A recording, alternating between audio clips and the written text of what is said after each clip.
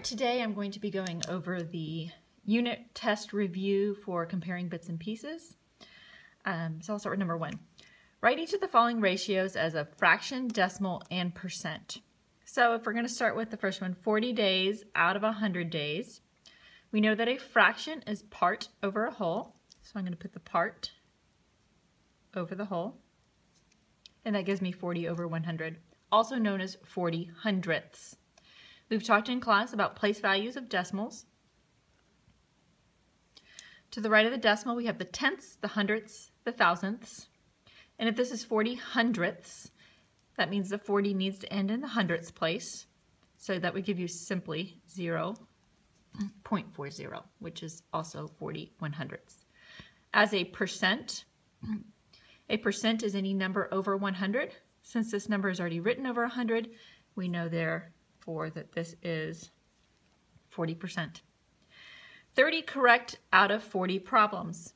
So we have 30 out of 40.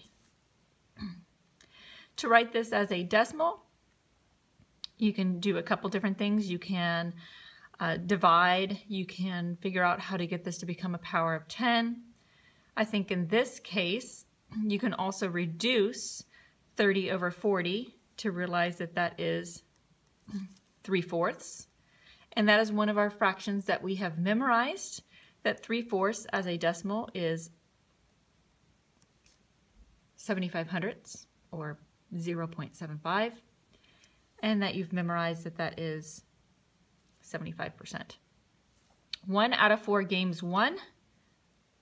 1 out of 4. Another one we've memorized. Anything that's a fourth we've memorized as decimal 25, which is 25 hundredths, and that is 25%. 21 out of 37 mountain bikes. Again, several ways that we can create decimals and percents and fractions from this. We have 21 over 37. I think from this point, the easiest thing to do would be to divide 21 divided by 37. To find my decimal from 21 over 37, I'm going to come onto my scratch paper. I'm going to divide 21 divided by 37. The number that's on top goes in the house. The number that's on bottom goes outside of the house.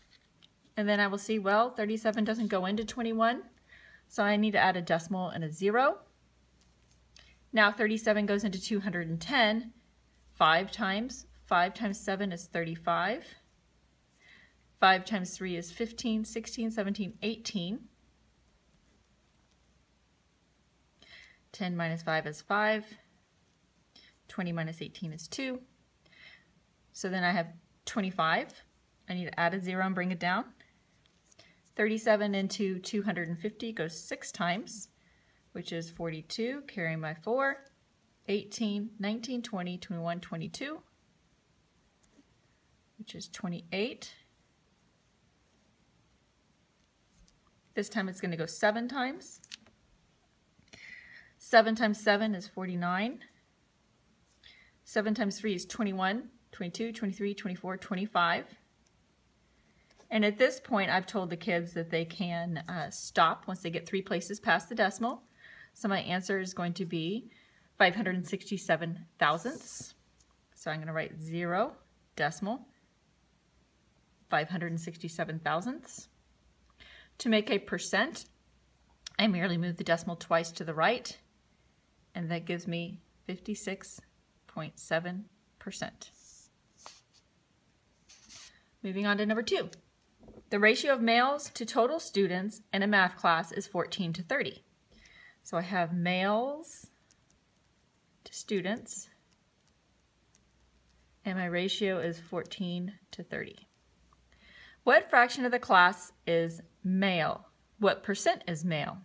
Okay, so to make a fraction, I put the part I'm talking about over the whole. Okay, so that'd be 14 over 30, which I can reduce to 7/15. So 7/15 is my fraction. Now I need a percent. To get a percent, I need to make it into a decimal, because I can't really make this into 100. 15 doesn't go into 100 very easily. So I need to do 7 divided by 15. I'm going to come on my scratch paper for that. 7 divided by 15. 15 doesn't go into 7, so add my decimal and my 0.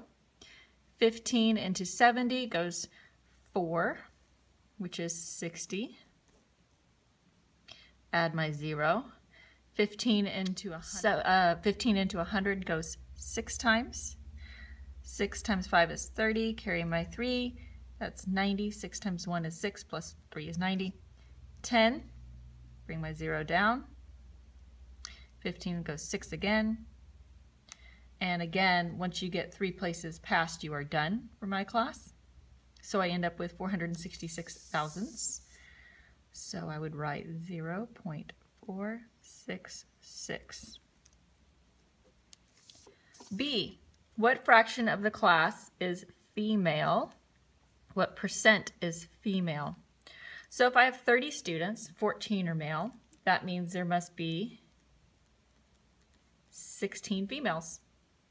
So 16 females and a total of 30 students. So I can either solve this again, or I could look up here and say, well, if 7/15 were boys, well then 8/15 has to be girls, right? Because the 8 and the 7 together need to add up to be your 15. So we can change this 8/15 into a percent by first making it a decimal. So we can do 8 divided by 15.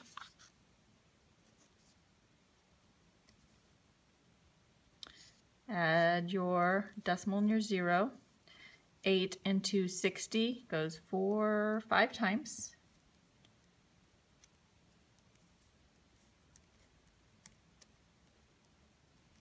Eight into 50 goes 3 times. We're getting this repeating again, aren't we? Oops. Wait, I did something wrong. 50. 5 into 50 goes 3 times, and again now we're at 3 spots, so we can stop, and you end up with 0.533, and I just realized this is supposed to be percents.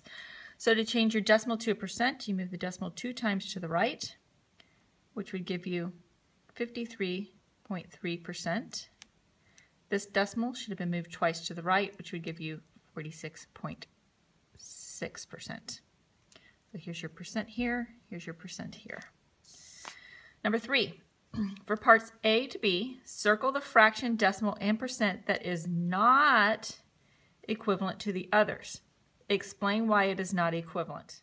All right, so I need to change all of these to either percents, decimals, or fractions. And since I already have 2 decimals, I'm just going to change this percent to a decimal. So you go from percent to decimal, you just move the decimal 2 times to the left, 1, 2, and you fill in that empty blank with a 0. And then I can line these all up one on top of each other to see which one is different.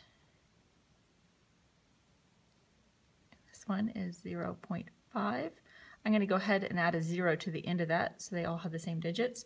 Now you can clearly see this one is 50, 50, and this one is 5, so this one is different.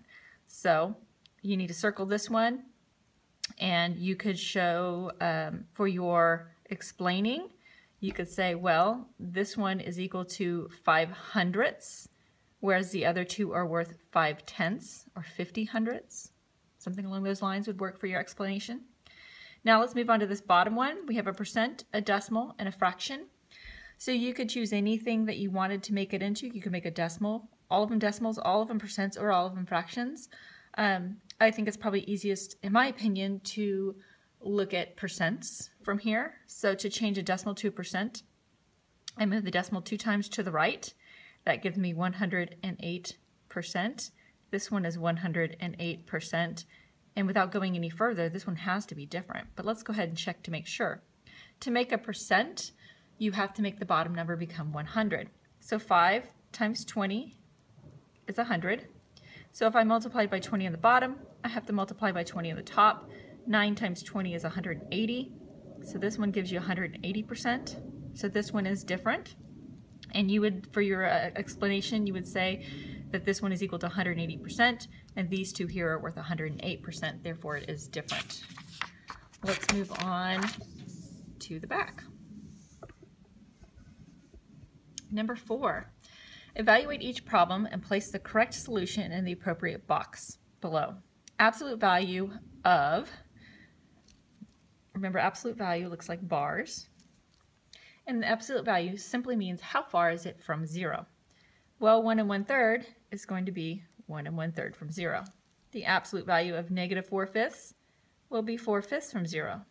The absolute value of -4/10 would just be 4/10. The opposite just means on the other side of 0, but the same distance from 0. So if you're talking about opposites, here you have 0. Here we have our 4/10. If I were to go the opposite way from 0, I would have -4/10. So I'm going to put in -4/10. From -2/3, if I flipped over 0, I would end up at +2/3. From -1.5, which would be out here, if I flipped over 0, I would then be at +1.5, or 1.5, 1/10. Sorry, 1 5/10. All right. Now it wants me to place the correct solution in the appropriate box below. So it just wants the solutions onto the number, where it would be in the number line. It doesn't have to be precisely placed because it's just asking you in general on a number line, where would this fall? So if I drew this number line, if you wanted to see it as a number line, this would be 1, this would be 2, this would be 0, this would be -1, this would be -2. So where would it fall? 1 and 1/3. So here I am at 0. I have to go past 1, so 1 1/3 would be in here somewhere. So I'm going to place it in this box. Next I have -4/10. -4/10. Well, when I tell the kids to put negative numbers on a number line, I tell them first find out where it would be if it wasn't negative. Well, 4/10 would fall between 0 and 1. So -4/10 would fall between 0 and -1. So I'm going to put that one in there. Next I have 4/5. Well, I have to have 5/5 to be 1. So this is going to be less than 1, but clearly it's more than 0. So it's going to fall between 0 and 1. Next I have 2/3. Once again, I need 3/3 to make it be 1, but it's more than 0. So it's going to fall between 0 and 1. Now I have 4/10. Again, 4/10 is going to be more than 0, but less than 1. And lastly, I have 1.5, or 1 5/10. That's going to be more than 1, but not quite 2. So here's between 1 and 2. So I will write 1 5/10 in that box. And now we are done with number 4. Number 5, arrange these decimals from least to greatest. All right, from least to greatest. Obviously, my smaller numbers are going to be my negative numbers. And to determine which one's going to be first, I'm going to write them one on top of the other. So when determining least to greatest, you want to figure out which one is going to be farthest from 0 on the negative side to be your least. Here we have 0. And so we got to look at these. This is 20 away from 0, and this is 2 away from 0. So here's the 2 away from 0, and here's 20 away from 0. So this is going to be your smallest number. Now we have 2/10 and 2 wholes. Well, 2/10 is going to be less than 1, isn't it? So we're going to put 2/10 here, and then 2 is going to be way out here. So this is your order. You're going to order it from -20 hundredths, -2 hundredths, 2/10, and then 2.